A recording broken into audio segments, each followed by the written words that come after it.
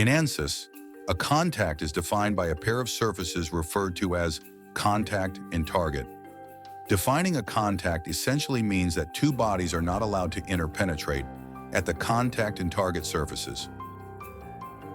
The way the two bodies interact is defined by separation or sliding relative to each other. 5 types of contacts are available in Ansys. The first type is called bonded contact. This means that the contacting surfaces are tied together. Separation and sliding are not allowed. Then there is the no separation contact, which allows frictionless sliding, but not separation. Frictionless sliding means that the coefficient of friction between the contact and target surfaces is 0, and the sliding happens without any resistance. Rough contact allows separation but no sliding. Frictionless contact allows both separation and frictionless sliding.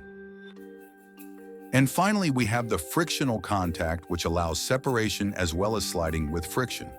The user can define a coefficient of friction between the contact and target surfaces.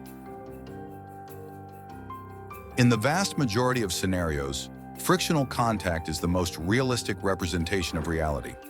Frictional and frictionless contacts are generally the most challenging to model. On the other hand, bonded contact is the easiest to simulate. For this reason, bonded contact is often overused, especially by inexperienced analysts. This can lead to inaccurate results, poorly designed parts, and potentially dangerous situations. Let us look at a case study and examine how the behavior of an assembly can vary depending on the contact type chosen. Here we have a plate with a through hole. There is a circular pin that goes through the hole. The pin does not fit tightly. We have some clearance between the pin and the hole. We will apply a small displacement to one end of the plate. The two ends of the pin are fixed in all degrees of freedom. Our main task is to evaluate the stresses that generate on the plate behind the pin as the pin is displaced. We will attempt to keep the average stress intensity in this region below 100 megapascals. For our first run, we will define a bonded contact between the pin and the hole. The red surface is our contact, while the blue surface at the hole diameter is the target. Remember, a bonded contact means that there is no relative displacement between these two surfaces. Let us look at the results that we get with this model. Here is the stress profile in the assembly. Regions above 100 megapascals stress intensity are indicated by red contours. As you can see, the bulk stress on the plate behind the pin is well below this stress limit. Let us change the bonded contact to frictional, rerun the simulation, and compare the stress results with our bonded contact model. Here is the stress intensity after changing the contact to frictional. As you can see, the stress in the plate behind the pin is much higher than our previous run. If we go back to our bonded contact model and visualize the displacement of the assembly at a magnified scale, we can see how the contact and target surfaces move together. This artificially reduces the force reaction on the hole in the Y direction, hence underpredicting the shear stress on the plate behind the pin. Let us go to the realistic frictional contact model and visualize the displacement of the assembly.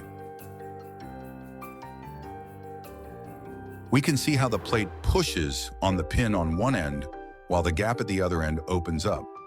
This is a realistic situation with an accurate prediction of the Y direction force reacting at the hole, and hence a higher stress prediction in the plate. So there you have it. This simple example shows how the choice of a single contact definition can mean the difference between passing and failing in a simple two-part assembly. Imagine having an assembly with thousands of components with hundreds of contact definitions. You can imagine how poorly thought-out contacts could have catastrophic consequences. Remember, FEA is just a tool. Garbage in, garbage out. When making design decisions, this tool must be utilized wisely. Good engineering judgment cannot be separated from numerical analysis. I hope this video was useful for some of you. For more content like this, head over to my website, featips.com. Thank you for watching. Stay safe, work smart, build well.